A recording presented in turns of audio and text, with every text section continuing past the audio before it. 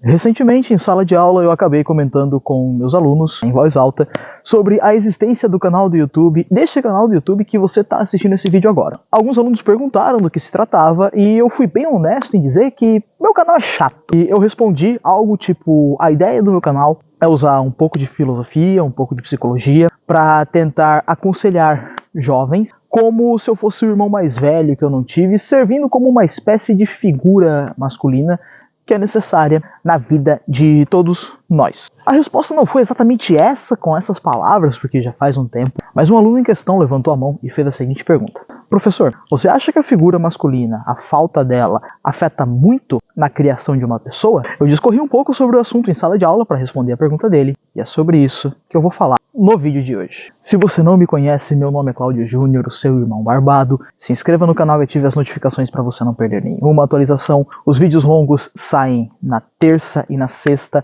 mais vídeos curtos, de 3 a 4 vídeos curtos por dia. Então, caso você não assista os vídeos longos, os vídeos curtos vão atender a sua necessidade. E vamos ao assunto em questão. A primeira coisa que eu quero deixar claro ao longo desse vídeo é que, sim, eu tenho pai. Primeiro, biologicamente, porque senão eu seria incapaz de estar aqui, mas presente na minha vida. Meu pai e minha mãe moram juntos até hoje, eles são casados até os dias de hoje. Porém, a minha criação, tanto por parte de pai quanto por parte de mãe, não foi perfeita.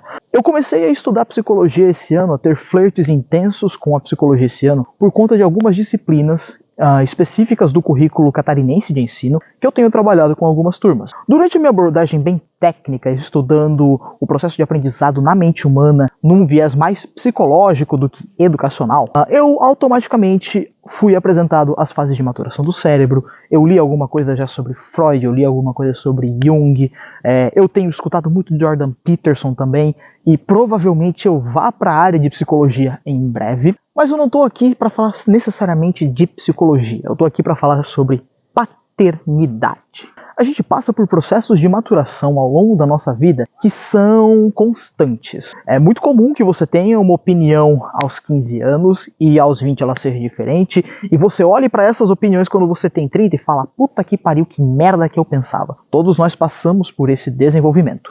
O fato é que, ao longo da nossa primeira e segunda infância, nós temos os nossos pais como nossas figuras principais de referência. Veja bem, nós somos uma massinha pequena de carne que começa a andar, que começa a tentar falar e se comunicar, e os adultos que temos por perto são os adultos os quais nós vamos nos espelhar e nos tornar pessoas melhores ou piores, a depender do caso. O problema de você ter um pai ausente ou uma mãe ausente, ele não é só psicológico, ele também se refere no nosso comportamental, na nossa forma de olhar as pessoas e nas nossas relações com as pessoas.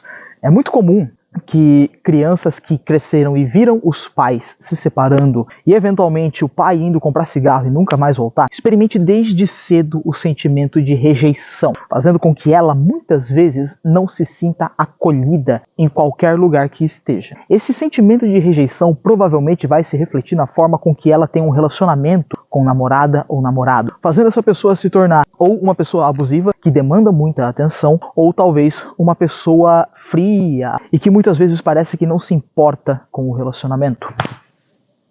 E o papel dos nossos pais durante nossa primeira e segunda infância, ele vem principalmente relacionado à criação de memórias. As nossas memórias com o nosso pai ou com a nossa mãe formam quem somos.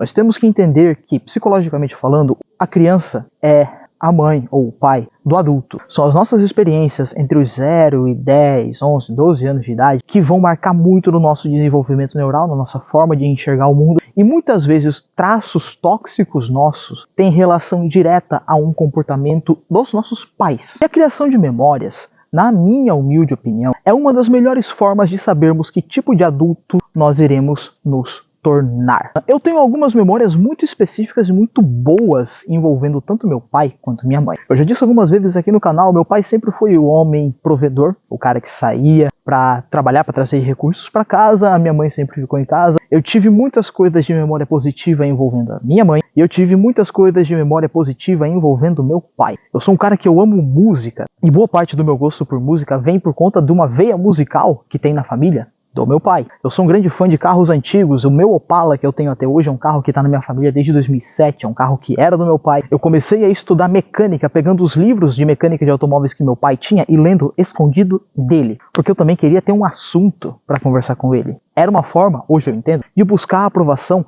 da única figura masculina que eu tinha de referência. Porém, como nada na nossa vida é perfeito, Freud diz, eu não vou lembrar qual a obra que ele fala isso agora, que chega um ponto do nosso desenvolvimento aonde num casal ali, homem e mulher e um filho, se o filho for homem, ele vai olhar para o pai como rival e ele vai tentar substituir o pai ou ser melhor que ele de alguma forma. O mesmo acontece no caso feminino, aonde a menina vê a mãe como uma rival e ela precisa ser melhor do que a mãe na relação. Todo mundo passa por essa fase. Comigo não foi diferente. E houve um momento na minha relação com meu pai onde a gente brigou muito. E houve um momento nessa relação onde eu busquei referências de fora da minha família. Eu procurei conhecer histórias de caras como Ayrton Senna, James Hunt, eu sou um grande fã de Elvis Presley, e essas formações externas formaram boa parte do cara que eu sou hoje. Eu sou o tipo de pessoa que eu gosto sempre de buscar referências fora do comum e coisas que eu posso absorver de útil para minha vida. Só que não é todo mundo que tem esse direcionamento. Pegando o exemplo de um caso de um filho de uma mãe solteira, provavelmente essa mãe tem que trabalhar para sustentar esse filho. Provavelmente esse filho cresce com avô e avó, ou com tio e tia, ou com babá. E isso não é demérito desses adultos que estão cuidando dessa criança, não, nem um pouco. Só que essa criança não tem um pai para se espelhar, e a mãe, que provavelmente estaria enchendo ele de amor, tem que trazer recursos para casa. E essa criança precisa de referências, mas ela não tem as duas referências, e ela começa a buscar na internet.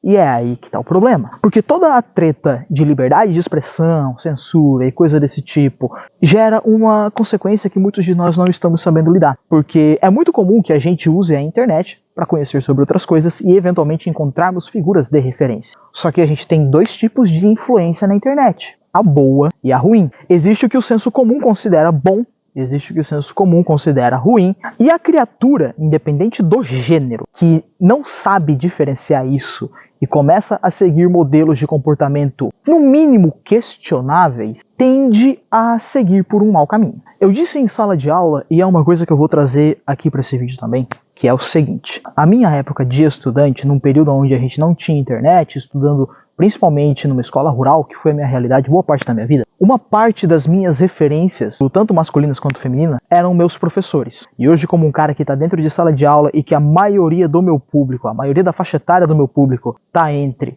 os 14 e os 18 anos de idade, eu tenho uma responsabilidade. Eu não tenho só a responsabilidade de preencher relatório de conteúdo de aula, eu não tenho só a responsabilidade de corrigir notas, de digitar notas, de preparar a avaliação, de saber o conteúdo que eu tenho que trabalhar com essa turma. Eu tenho uma responsabilidade de comportamento. Eu tenho uma responsabilidade de vestimenta. Porque eu estou sendo julgado o tempo inteiro por aquela galera que está me assistindo. Não só a minha comunicação tem que ser clara, como o meu domínio de conhecimento tem que ser claro, como eu tenho que estar ou ser minimamente apresentável. E eu não falo apresentável de estar usando roupas caras. Eu falo apresentável porque eu já tive vários alunos perguntando sobre que tipo de bota eu uso e onde eu comprei, ou comentando sobre meus relógios, ou perguntando sobre a minha dog tag. Isso é uma responsabilidade. É a responsabilidade de, por durante 45 minutos ou por durante 90 minutos, né, 1h30, eu estar influenciando um cara. E esse cara tá me olhando como uma referência. E esse cara provavelmente vai levar alguma das coisas que eu falei para casa. Talvez ele leve para a vida dele, talvez ele não leve, mas ainda assim é uma responsabilidade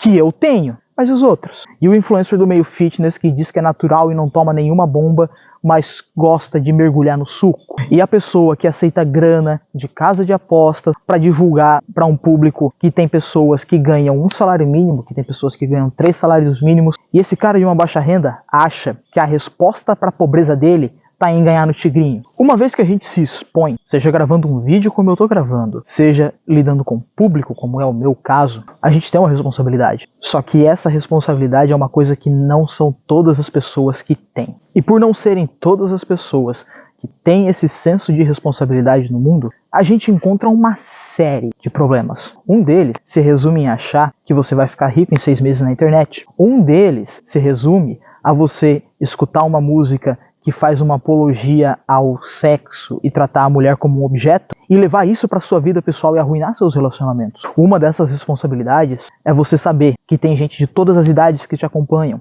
de todos os públicos, de todos os ganhos, e tem gente que vai levar o que você fala muito a sério. E você ter o discernimento e a consciência de que você passa essa mensagem te traz um poder. E já diria o boy band que com grandes poderes vem grandes responsabilidades. Fora isso, um pai tem um papel na nossa criação. Ele tem um papel de desenvolver na gente o senso de responsabilidade. O senso de que, para um homem, ele tem que ser capaz de prover. Seja ganhando um salário mínimo e ajudando nas despesas de casa, seja sendo um empresário ou um microempresário e tendo um negócio na cidade. Um homem, um pai, tem que ensinar para uma filha, tem que ser para a filha o exemplo de marido que ela deve ter. E não chegar em casa bêbado e batendo na mão e achando que isso é a resposta para tudo. Da mesma forma que a mãe tem uma responsabilidade sobre isso. Porque uma mãe deve ser capaz de mostrar para o seu filho como tratar uma mulher. Uma mãe deve ser capaz de mostrar para o seu filho que existe amor no mundo e que um homem deve demonstrar isso para a mulher que ele sente confiança. Uma mãe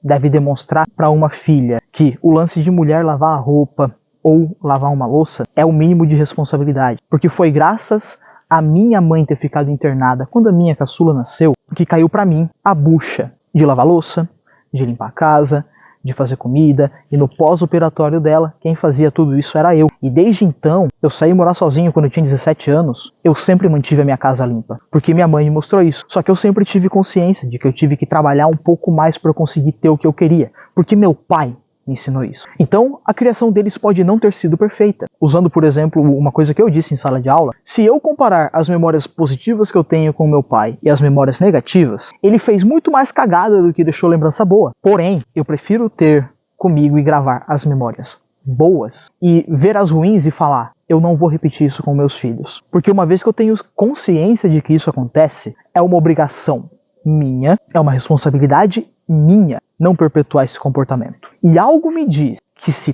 todos nós tivéssemos esse senso, esse comprometimento e essa responsabilidade, em cabo de uma ou duas gerações, nós teríamos um país e uma cultura totalmente diferente. Mas não vai. Assim como o comunismo dar certo, esse pensamento que eu acabei de falar é totalmente utópico. Não vai acontecer. Bom, não em larga escala, porque o que eu puder fazer dentro do meu território para que isso aconteça, eu vou. E se meu filho ou filhos vão passar esses valores adiante quando for a vez deles passarem, não sei. Mas a minha parte eu vou cumprir. E se eles cumprirem a deles também, provavelmente eu vou dar o meu trabalho como satisfeito.